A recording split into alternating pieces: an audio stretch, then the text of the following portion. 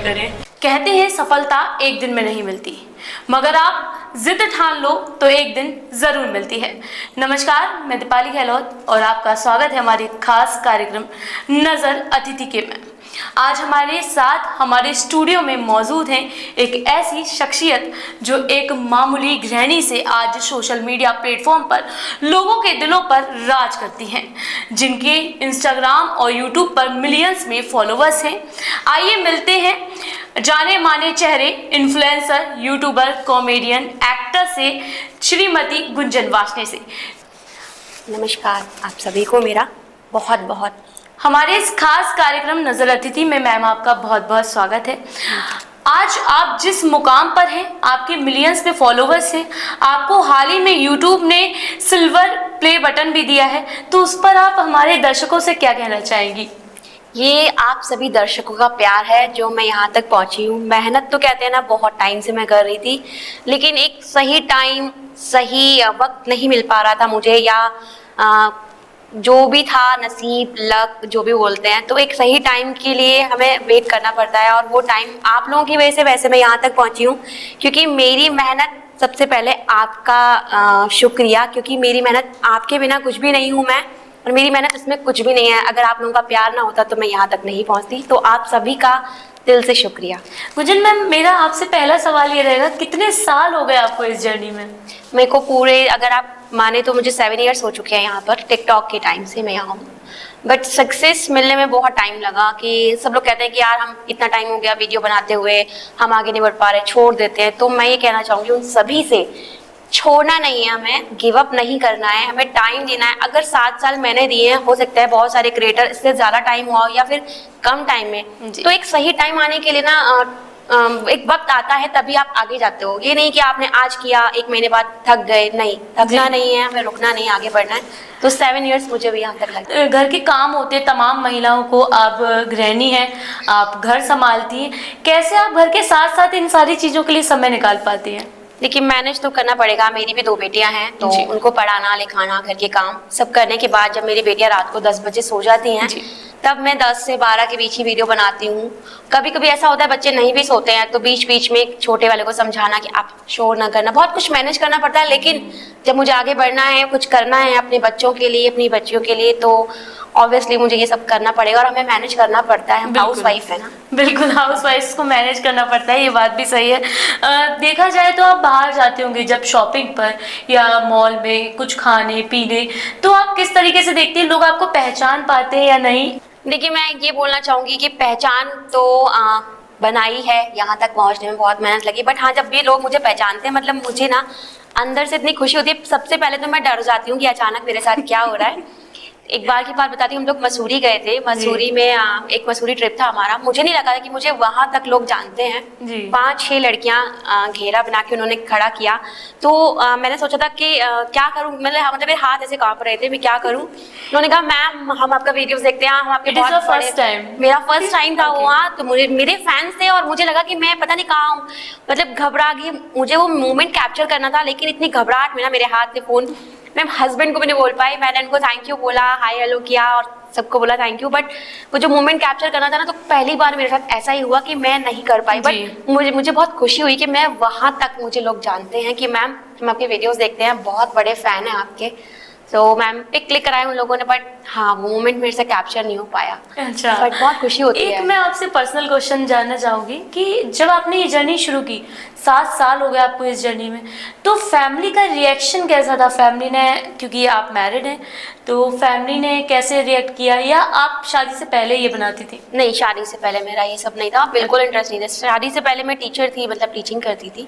But मुझे नहीं लगा था मैं इस लाइन में कभी जाऊँगी। शादी के बाद जब मुझे जॉब छोड़ना पड़ा बेबी होने के बाद, मतलब बेबी कंसीव करने के बाद डॉक्टर ने स्ट्रिक्टली बोला कि आपको बेड रेस्ट करना पड़ेगा। अब जो इंसान रेगुलर जॉब पे रहा हो, अचानक से उसे मैं डिप्रेशन में आ गई, घर में कैसे रहूँगी, क्योंकि मुझे हैबिट नहीं थी। 10 साल से मैं जॉब कर रही थी। बट अचानक अब बेबी भी चाहिए था और कंप्रोमाइज़ भी करना था जॉब से, तो जॉब छोड़नी पड़ी। मैं घर बैठी ही बहुत सोच रही थी क्या करूँ। फिर जब टिकटॉक ही आया था, मैंने टिकटॉक डाउनलोड किया और मुझे किसी ने सजेस्ट किया था, नाम भी मुझे याद नहीं है, कि मैम आप टिकटॉक डाउनलोड करो, थोड़ा माइंड डाइवर्ट होगा, कुछ करो।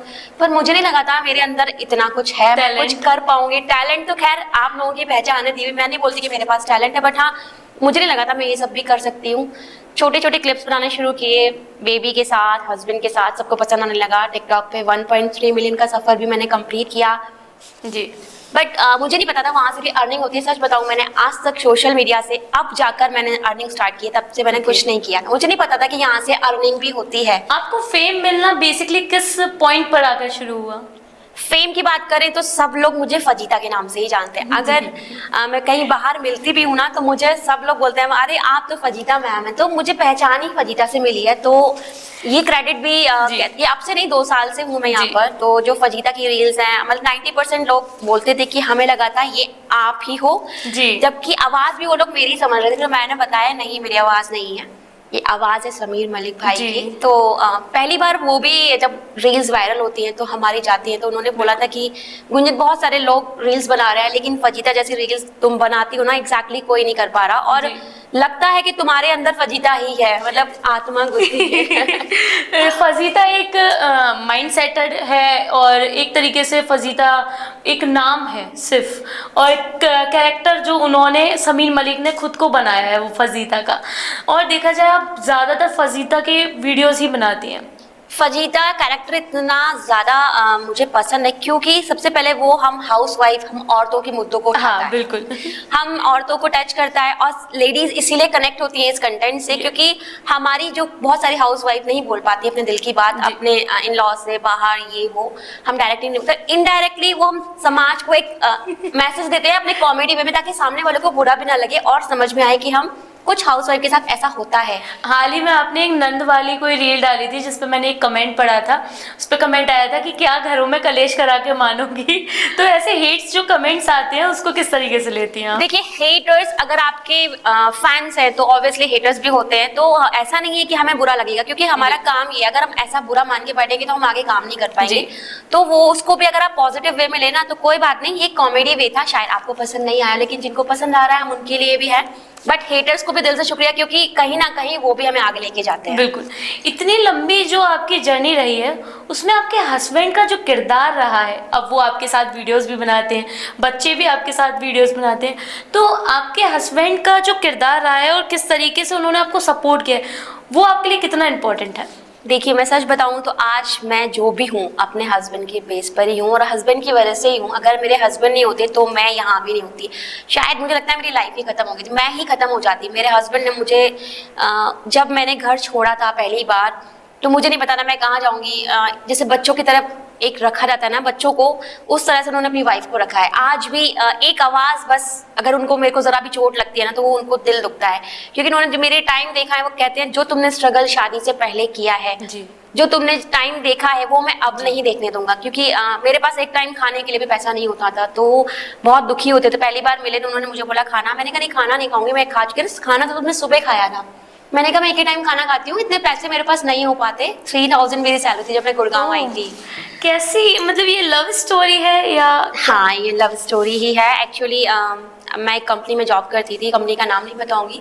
तो जिससे बीपीओज होते हैं उसमें जॉब थी, और बीपीओज को लोग गंदे तरीके से देखते हैं, बट मुझे नहीं लगता बीपीओ में जॉब करना कोई गलत है। बिल्कुल गलत है, क्योंकि आप भी किसी कस्टमर के, अगर आप किसी सेल फोन को यूज कर रहे हो, घर में कोई प्रोडक्ट यूज कर रहे हो, तो ऑब्वियसली आप कस्टमर केयर पे बात करोगे ना। तो वो कस्टमर केयर को हैंडल करते थे हम ही लोग करते थे। तो मैंने कंपनीज में काम किया, तो वहाँ से जब मेरा अकाउंट ओपन नहीं हो रहा था, पहली बार मैं गुड़गांव आई, और अकाउंट ओपन ना होने का रीज़न था कि आपका कोई फैमिली बैकग्राउंड नहीं है, आपके पास कोई आईडी प्रूफ नहीं है। बहुत प्रॉब्लम आई। मेरी एचआर, मतलब मेरे पेरेंट्स नहीं हैं, तो मेरे पेरेंट्स की जगह जो मेरे को सपोर्ट किया ना, मेरे को वहाँ के एचआर, कंपनी और एम्प्लॉयज़ ने किया। कह रहे हम हैं यहाँ पर और इसका अकाउंट ओपन होगा, किसने मना किया? तो ये बैंक में थे, अकाउंट ओपन करने आए थे, और इन्होंने अपना लाइफ टाइम अकाउंट खोल लिया मेरे साथ। बोले कि अकाउंट भी खुलेगा, टेंशन मत लो। एचआर ने एक लेटर बना के दिया कि हम इसका अकाउंट खुलवाएंगे, आप टेंशन मत लो। तो मुझे जो सपोर्ट कहते हैं ना मायका या घर वाले नहीं दे पाए, वो मुझे मेरे फ्रेंड, एम्प्लॉय और हस्बैंड का तो मेन रोल है, मतलब उनके बिना मैं कुछ नहीं। आपने अभी अपने माता पिता का जिक्र किया, तो मैं उनसे रिलेटेड एक क्वेश्चन पूछना चाहूँगी। थोड़ा बहुत इमोशनल भी हो सकता है शायद ये। तो क्या कुछ रहा उनका इस दुनिया से जाने का, क्या सीन था? पापा तो मेरे बहुत छोटे थे, बहुत ज़्यादा छोटी थी मैं, तो अटैक हुआ था, हार्ट अटैक। पापा को बीपी का भी प्रॉब्लम था और कोलेस्ट्रॉल भी बहुत ज़्यादा था, लेकिन उस टाइम पर लोग इतना सीरियस इस चीज़ को नहीं लेते थे। घर में रोकते थे, लेकिन पापा बाहर जाके खा लेते थे। तो हम बहुत छोटे थे जब पापा की डेथ हुई थी।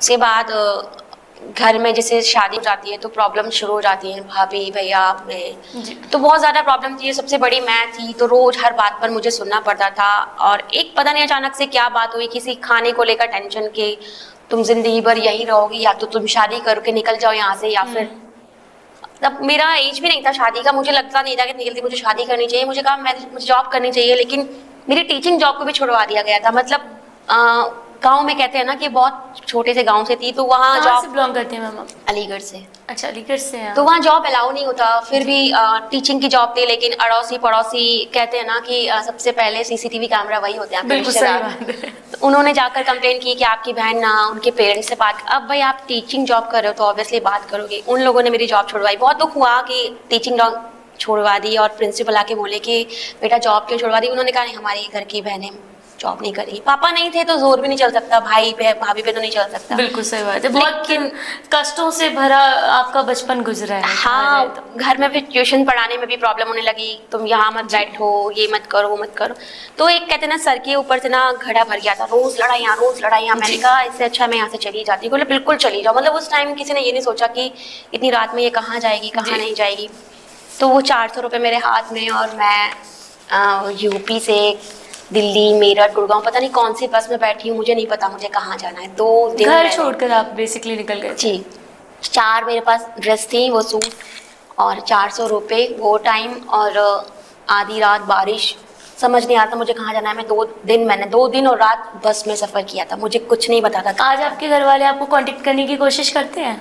नहीं, अब कांटेक्ट किया था, लेकिन दिमाग में सबके वही चीज़ें हैं कि वो पहले वाली बात तो नहीं रह पाएगी। और क्या बोलूँ मैं, ना ही बोलूँ तो अच्छा है। क्योंकि नहीं चाहती, देखो माँ बाप हैं, पापा नहीं है, भाई भाभी हैं, क्यों किसी के बारे में कुछ बोलना। ठीक है, जो उन्होंने किया हो सकता है सिचुएशन उसकी वैसी रही हो, नहीं संभाल पा रहा हो और नहीं बोल पा रहा था इनडायरेक्टली, तो डायरेक्टली नहीं बोल पा रहा था, इनडायरेक्टली ये चीज़ें मेरे साथ हुई। और जो होता है अच्छे के लिए होता है, और आज मैं यहाँ हूँ तो सिर्फ इसी सर से मुलाकात किस, मतलब क्या कुछ रहा ये लव स्टोरी के पीछे का राज? सर ने मतलब अकाउंट वही बताया, जैसे बैंक अकाउंट ओपन नहीं हो रहा था, उन्होंने कहा कि मैं सब हेल्प करूंगा, आप टेंशन मत लो। उन्होंने अकाउंट ओपन कराया। फिर जैसे कुछ लड़के करते ना शादी के लिए प्रपोज करना, तो उनका ये नहीं था कि मैं तुमसे प्यार कर, डायरेक्ट उन्होंने बोला मुझे शादी करनी है। वाह, तुम ग्रेट। मतलब अब लेकिन मैं उस टाइम डर गई थी कि आए दिन रोज प्रपोजल आते थे लड़कों के, जानते हैं दिल्ली गुड़गांव में यूपी की लड़कियां आती है, तो थोड़ा सा डर लगता है ना कि हाँ यहाँ कैसे एडजस्ट करेंगे, मैनेज करना मुश्किल हो रहा था।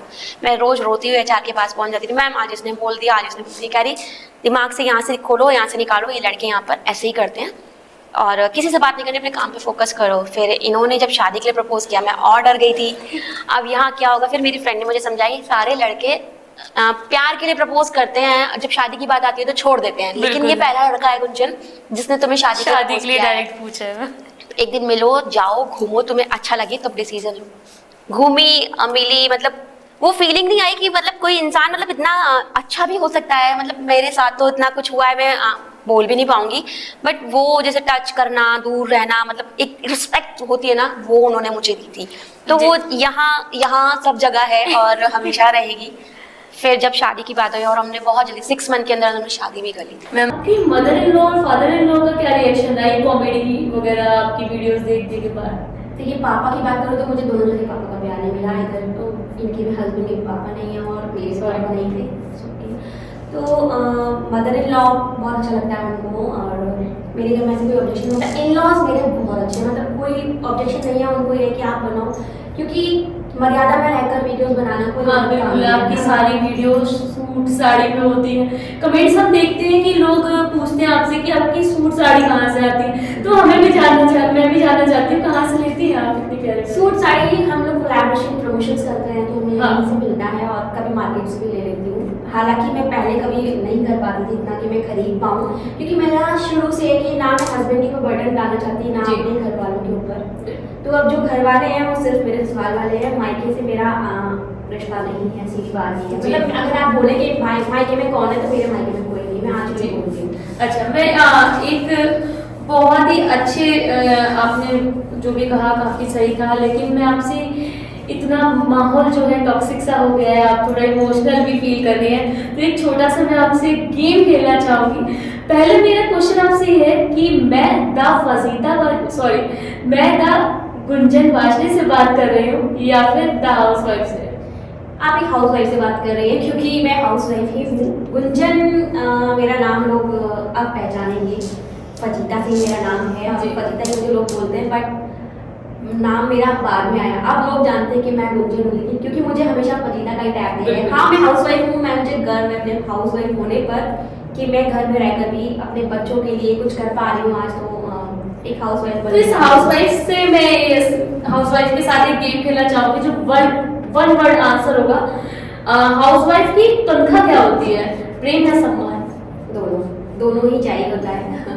घर में खाना सबसे ज्यादा किस चीज को लेकर बनता है? क्या सबसे ज्यादा पसंद है आपके हस्बैंड को? मेरे हस्बैंड मेरे बच्चों को घर का खाना जैसे रोटी और पनीर बहुत ज़्यादा पसंद है, और एक है सूली का चीला जो आप कभी भी बना के दो रेडी हो जाते हैं। अच्छा, हाउसवाइफ की तनख्वाह तो आपने बता दी, और घर में सबसे ज्यादा किस चीज की कमी लगती है? मुझे घर की ही कमी लगती है। सर बताऊँ, मेरे पास मैं किराए पर रह रह के बहुत परेशान हुई हूँ। अब मुझे घर में कमी ही घर की लगती है। मुझे अपना घर चाहिए, नहीं किराए का घर। मतलब मुझे लगता है कि मैं इतना कुछ कर दूँ अपने हस्बैंड और अपने बच्चों के लिए कि मेरा बर्डन किसी पे ना पड़े, और मैं अपने बच्चों को वो घर दूँ जो चीज़ मैंने बचपन से देखी है ना, वो मेरे बच्चे कभी ना देखें। जी, आपके घर में सबसे ज्यादा कौन सी डिश बनती है? सबसे ज़्यादा सूजी का चीला, बहुत ज़्यादा। घर में कौन सा काम सबसे ज्यादा समय लेता है? मेरे को सफाई बहुत ज़्यादा भूलता है, सफाई में। अगर आपको एक दिन के लिए घर के काम से फुर्सत मिले तो आप सबसे पहले कहाँ जाएंगी? घर के काम से फुर्सत मिले बच्चों और हस्बैंड को लेकर सुकून भरी लॉन्ग ट्रिप पे जाना चाहूँगी। ओके, अगर घर के काम में आप किसी भी रियलिटी शो में जाना चाहती है घर के काम को लेकर, तो कौन सा शो रहेगा? शो में क्या बोलूँ, मुझे अगर द कपिल शर्मा का शो, बिग बॉस मिला, मजा आ जाएगा। बिग बॉस का बिल्कुल जाना चाहूँगी। बिल्कुल जाना चाहिए। घर के कौन से काम है जिसमें आप हमेशा अपने हस्बैंड को बुलाती है? हस्बैंड को तो मैं हमेशा याद करती हूँ, छोटा मोटा काम है बड़ा। जी। तो अगर बात करें तो अनियन कट करना सबसे ज़्यादा मुश्किल होता है ना। आंसू निकलते हैं। बिल्कुल बिल्कुल। आपके अगर आपके पास एक सुपर पावर हो तो आप सबसे ज्यादा जल्दी से काम कौन सा करना चाहेंगे? सुपर पावर अगर हुआ ना मेरे पास, तो मैं एक घर बनाना चाहूँगी। घर बनाना चाहिए, बिल्कुल बढ़िया बात है ये। और एक और सवाल था मेरा आपसे, सबसे अच्छा मोमेंट आपकी लाइफ का, सबसे अच्छा अभी तक, क्योंकि आपने अपनी लाइफ जर्नी के बारे में बताया, बचपन से लेके अभी तक कितनी मुश्किलें आपने झेली हैं, तो सबसे अच्छा मोमेंट क्या था? जब मेरी पहली बेटी मेरे हाथ में। बेटी का नाम क्या है? बेटी का नाम एक्चुअली हमने भगवान से मांगा ही था, अगर बेटी हुई जी। तो हम रखेंगे, और बेटा हुआ तो हस्बैंड और वाइफ हम दोनों का यही था जी। कि हमें पहला बच्चा बेटी ही भगवान दे, और लोगों ने प्रे ही किया था। गुड। आप इन सब में अपनी ब्यूटी का क्या ख्याल कैसे रखते हैं? क्योंकि जब मैं अपने जानने वालों में देखती हूँ, कमेंट्स में भी देखती हूँ, लोग संतूर मम्मी बोलकर आपको पुकारते हैं। क्या ब्यूटी का ख्याल बोलूँ तो सच बताऊँ, टाइम नहीं दे पाती मैं खुद को कि मुझे रेडी होना है। वो 10 से 12 के बीच में जितनी जल्दी मैं रेडी हो जाती हूँ, जो भी करना होता है, वो रेडी होकर जो वीडियो बनानी होती है, हाँ मैं अपना उतना ध्यान नहीं रख पाती है, बस सच है। हाउस वाइफ मुझे नहीं लगता कोई इतना ध्यान रख पाती होगी बच्चों के साथ साथ। जी बिल्कुल।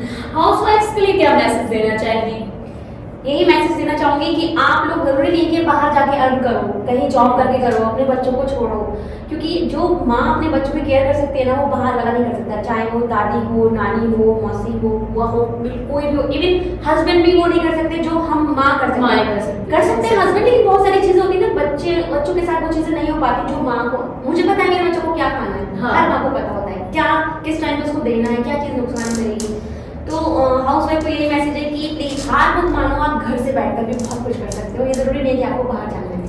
जी, एक सवाल मेरा ये है, आपकी आवाज़ इतनी प्यारी है, you. तो गुंजन जी आप अपनी आवाज़ पे क्यों नहीं कंटेंट बनाती हैं? मैंने अपनी आवाज़ में भी कंटेंट बनाए हैं और एक्चुअली अपनी आवाज़ के लिए ना बहुत सारी चीज़ें चाहिए होती है। लिपसिंग में क्या है, फटाफट से आपने डायलॉग याद किया और आपने जी। बना दिया। उसके लिए आपको कंटेंट सोचना पड़ेगा और कंटेंट याद करना, सोचना, बनाना आसान है। तो कंटेंट क्रिएटर के लिए भी ना हैट्स ऑफ है भाई कि हाँ मैं मानती हूँ लिपसिंग क्रिएटर के लिए मुश्किल नहीं है क्योंकि हमको भी रेडी होना पड़ता है, प्रॉपर कंटेंट क्या यूज़ करना है, प्रॉपर लिपसिंग भी बिल्कुल मेंटेन करनी सब पड़ती है। मेंटेन करना पड़ता है कि मैच कर रहा है नहीं कर रहा, इस डायलॉग पे ये चीज़ जाएगी ये नहीं जाएगी, तो वो भी आसान नहीं है। बट हाँ कंटेंट क्रिएटर की बात करें तो वो हाँ मुश्किल है थोड़ा, बट वो भी मैंने कई सारे बनाए कंटेंट। अगर लोगों को पसंद आएगा तो मैं आगे कंटेंट क्रिएटर भी कंटेंट क्रिएटर बनना बनना चाहेंगे। चाहेंगे। अगर आपके बच्चों की बात करें, दोनों स्कूल जाते हैं, अगर वो स्कूल जाते हैं तो वहाँ स्कूल में बच्चों को पापा के नाम से ज़्यादा जाना जाता है या आपके नाम से? मम्मा के नाम से जाना जाता है क्योंकि हस्बैंड के पास वो भी टाइम होता है कि वो पीटीएम भी अटेंड कर पाए, तो वो सारी चीज़ें मैनेज मुझे ही करनी पड़ती है। आप ही मैनेज करती हैं। हाल ही में आपके 1 मिलियन जो फॉलोअर्स हुए हैं, वहाँ से लेके 0 से लेके 1 मिलियन तक का सफ़र जो रहा है आपका, उसमें सबसे ज़्यादा इंस्पिरेशन किस चीज़ से मिली? सबसे ज़्यादा इंस्पिरेशन की बात करें, एक फरीदा का कंटेंट था जिससे मैं आज उठी हूँ। मेरा यूट्यूब चैनल भी है, तो अभी हाल ही में 100 के हुए हैं और सिल्वर बटन। तो ये जो कैरेक्टर है ना, इस कैरेक्टर की वजह से मैं यहाँ आई हूँ और इसकी वजह से मेरे 1 मिलियन फॉलोअर, क्योंकि लोग अगर मैं एक दिन मेरा फजीदा का रील नहीं जाता ना, लोगों के मैसेज में आज आपकी फजीदा वाले रील्स नहीं आए जी, तो लोग पसंद ही वही किरदार करते हैं और उसकी वजह से मैं यहाँ पहुँची हूँ। तो मैं यही बोलना चाहूँगी कि 1 मिलियन का जो सफ़र है और 100 के सिल्वर बटन का, वो इसी की वजह से पूरा हुआ है। क्योंकि हम बहुत टाइम से मेहनत तो कर रही थी बट एक सही प्लेटफॉर्म मुझे नहीं मिल पा रहा था, वो प्लेटफॉर्म मुझे फजीदा के रूप में मिला। फजीदा बाजी यानी कि समीर मलिक को आपने रक्षाबंधन पे राखी और सूट भेजा था शायद उनकी माँ के लिए, तो क्या रिएक्शन था उनका?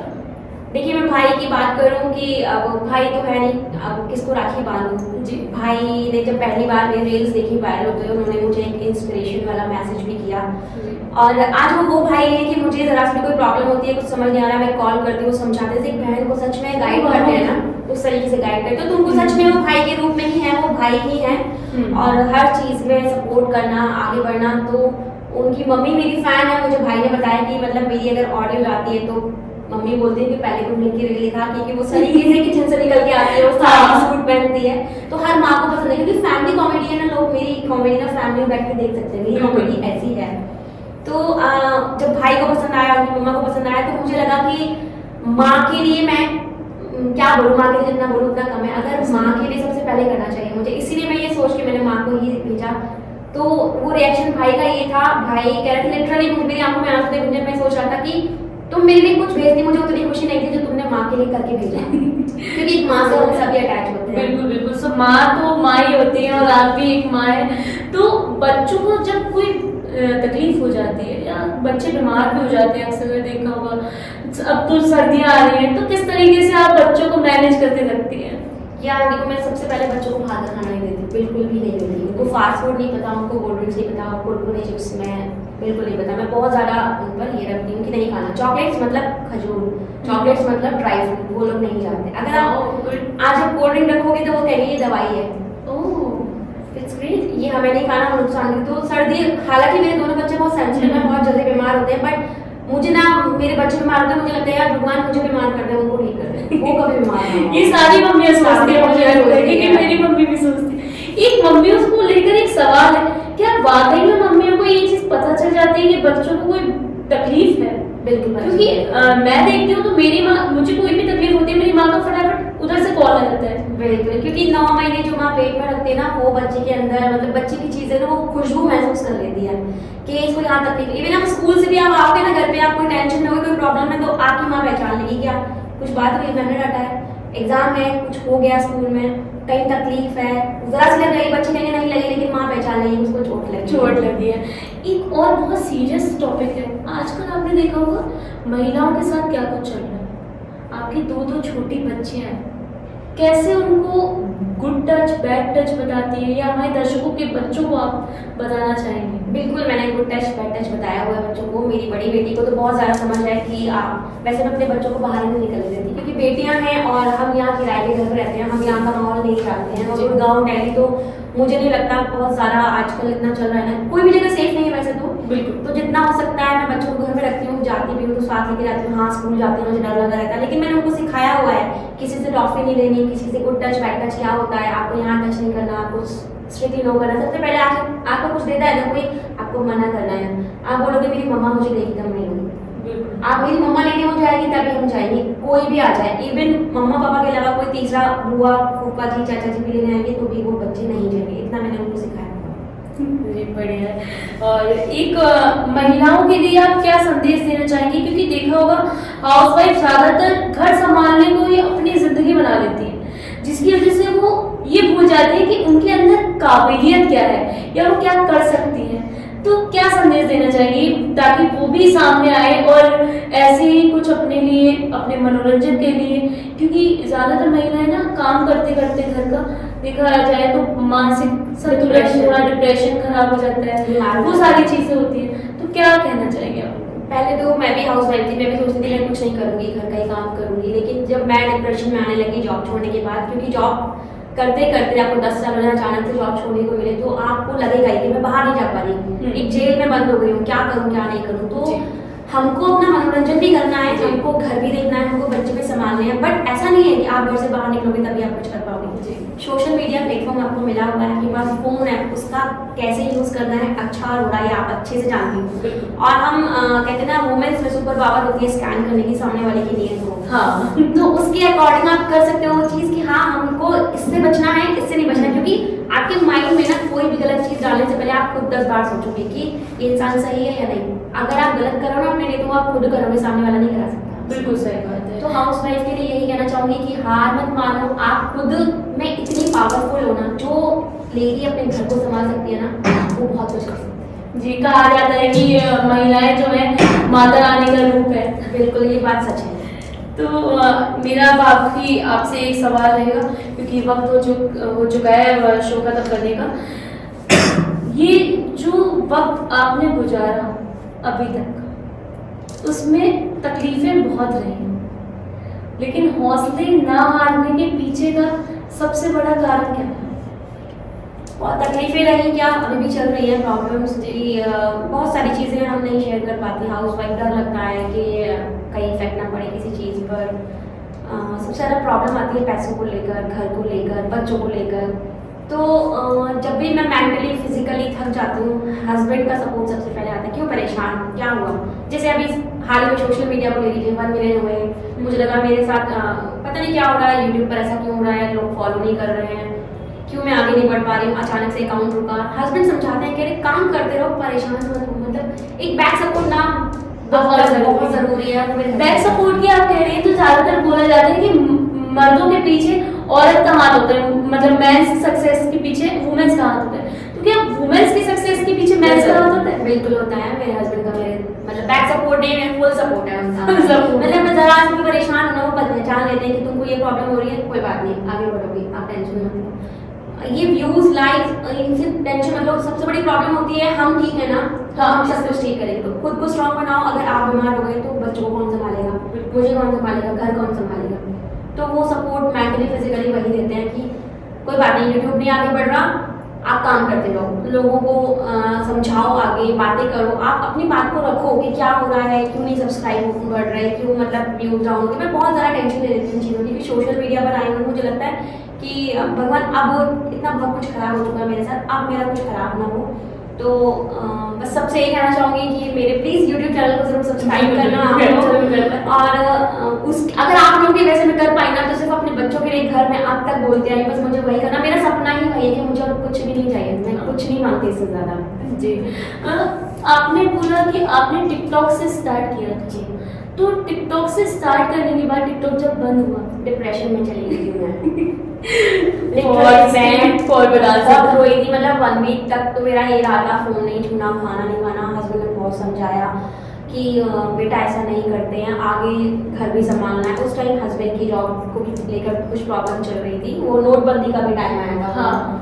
तो उन्होंने बहुत कुछ समझाया और डिप्रेशन में चली गई थी, क्या करूँ क्या नहीं करूँ। सबने कहा तुमने पैसा नहीं आना, मैंने कहा टिकटॉक से पैसे भी आते, वो मुझे जब चला गया तब पता चला। तो फिर इंस्टाग्राम स्टार्ट किया, वहाँ भी एक बंदे ने आईडी हैक कर दी, वो कहते हैं ना पर्सनल मैसेजेस पे नहीं आना चाहिए। उस टाइम नया नया टिकटॉक गया था, इंस्टा आया था, मुझे लगा ब्लू टिक दे रहे हैं वो लोग, मैसेज आया कि आपको ब्लू टिक मिल रहा है, आप लोग इस लिंक पे क्लिक करिए। मैंने क्लिक किया और मेरा अकाउंट चला गया। जब मेरे 200 ये थे 5 से 7 साल पहले, अब तक तो मैं 5-6 मिलियन में खेल रही होती, बट बहुत रोई थी उस टाइम पे। मैं बहुत परेशान थी, पहले टिकटॉक गया, फिर इंस्टा गया, फिर भी हस्बैंड ने समझाया तुम्हारे पास टैलेंट है, तुम आगे करोगी। दूसरा अकाउंट बनाया, वो डेड हो गया, फिर ये तीसरा अकाउंट बनाया। तो कहते हैं ना कि एक प्लेटफॉर्म और एक टाइम सही नहीं मिल रहा था, वो मुझे अब मिला है।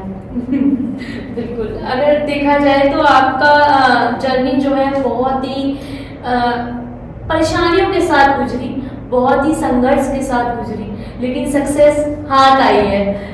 आपके 135 के अप्रोक्स में यूट्यूब पर हो रखे हैं और 1 मिलियन इंस्टाग्राम पे हैं, और ऐसे कुछ आपके फेसबुक पर भी काफ़ी चाहने वाले हैं। फेसबुक पर भी जाने बिल्कुल, तो बिल्कुल सही बात है। तो आप सबने देखा कि गुंजन वाशने किस तरीके से अपने सफ़र करती आ रही हैं। बचपन से लेके आज तक उन्होंने हार नहीं मानी। कहते हैं ना, हार ना मानना ही सक्सेस का बड़ा राज होता है। तो जैसे कि गुंजन वाशने ने अपनी हार नहीं मानी है और सक्सेस अपने कदमों में ला दी है, उसी के साथ मैं अब अलविदा लेना चाहूँगी हमारे खास कार्यक्रम से, और आप सबको बोलना चाहूँगी गुंजन वाशने यानी कि फसीदा बाजी को खूब सारा प्यार दें, बहुत सारा प्यार दें, और उन्हें एक अच्छा सा मकान जो वो खरीदना चाहती हैं, उन्हें इतना सक्सेस, इतना फेम मिले कि वो अपने बच्चों के लिए कुछ कर पाए। आपके लिए बहुत बहुत धन्यवाद, आप हमारे चैनल पर आए। Thank you so much for giving your time. Thank you Deepali. Thank you everyone.